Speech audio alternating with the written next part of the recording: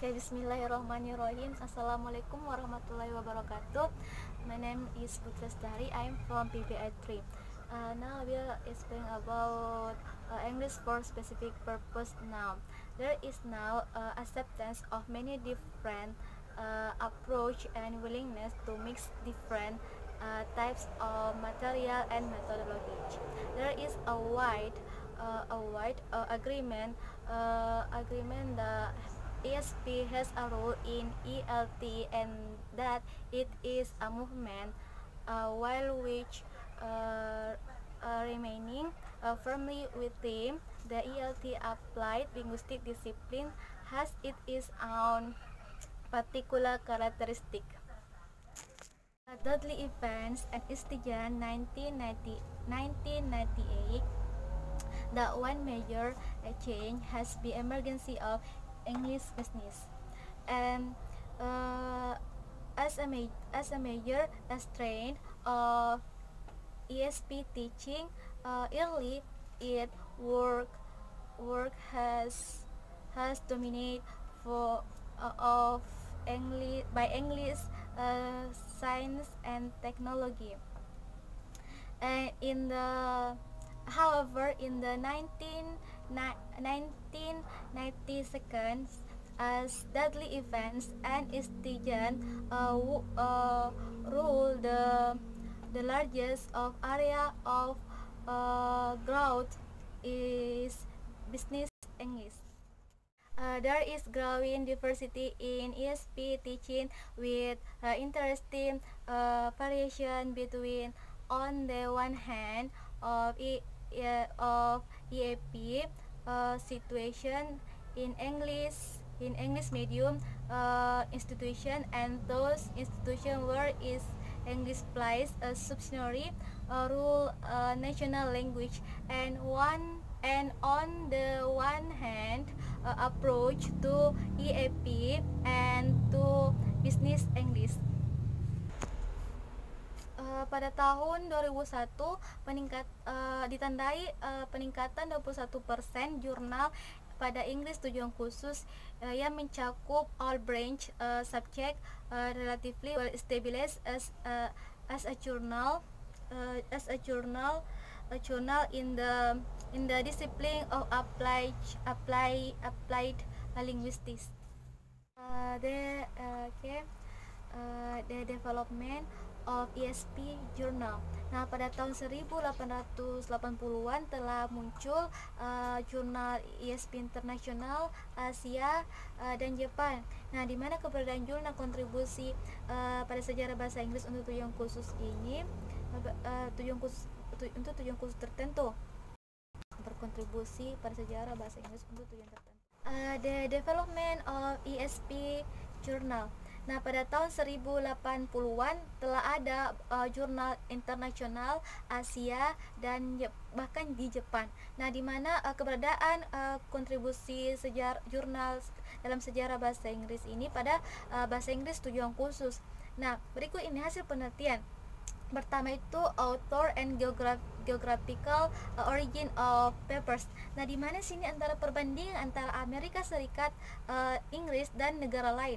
Nah, untuk volume 1 dan 5 bahwa untuk Amerika sendiri yaitu 40%, sedangkan untuk Inggris yaitu 35%. Untuk negara lain itu yang mencapai sekitar ini 25%, ini 35%. Nah, di situ presentasinya. The development of ESP Journal.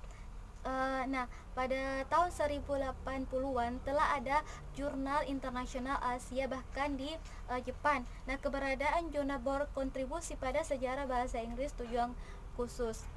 Nah, berikut ini hasil dari jurnal tersebut. Nah, pertama itu author and geographical origin of papers. Nah, di mana di sini perbandingan antara Amerika dan Inggris dan negara lain. Nah, pada volume 1 sampai 5 untuk Amerika sendiri terdapat 40%, untuk Inggris sendiri itu 25%, dan selebihnya untuk negara lain itu 35%. Nah, pada volume terbaru yaitu volume 16 sampai 20, di mana presentasi untuk Amerika dan Inggris itu untuk Amerika sendiri itu 19%, dan untuk Inggris 12%, dan untuk negara lain itu 70% presentasinya. Nah, adapun akan ditunjukkan lagi berikutnya itu kita akan mengidentifikasi situs utama ISP yang berada di sekitar dan di luar Amerika dan Inggris. Nah, di sini kita akan melihat dari volume 1 sampai 20 dari 7 negara, perbandingan dan peningkatannya. Pada volume 1 dan 10 itu di mana Eropa dan rest Asia itu dia tuh mengalami peningkatan. Nah, pada dekade di 11 sampai 20 peningkatan pada Cina dan Amerika. Ini keempat dari negara ini yang meningkat itu pada bidang ISP, sains dan teknologi. Kedua yaitu topic of paper.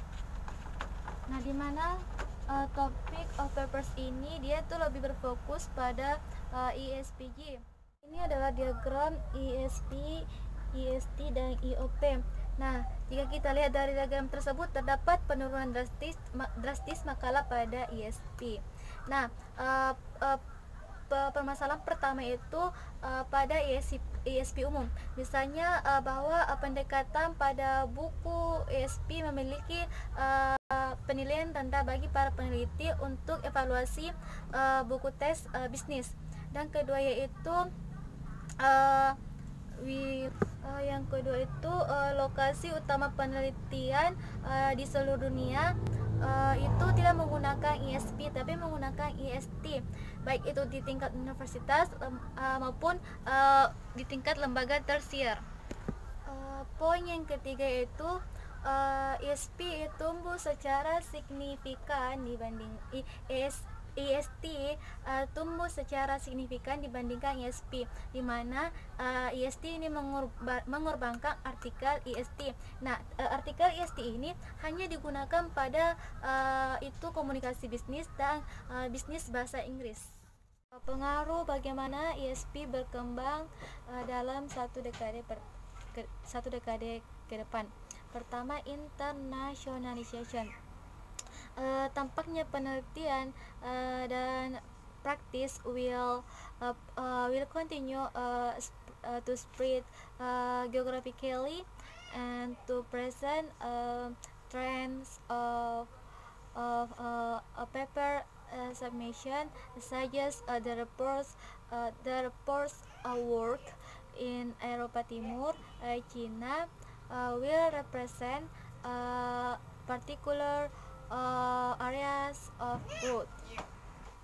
Yang kedua itu specialization, yang ketiga growth of business, yang keempat yaitu continue of analysis genre, analysis corpus dan systematic functional linguistics, dan yang terakhir yaitu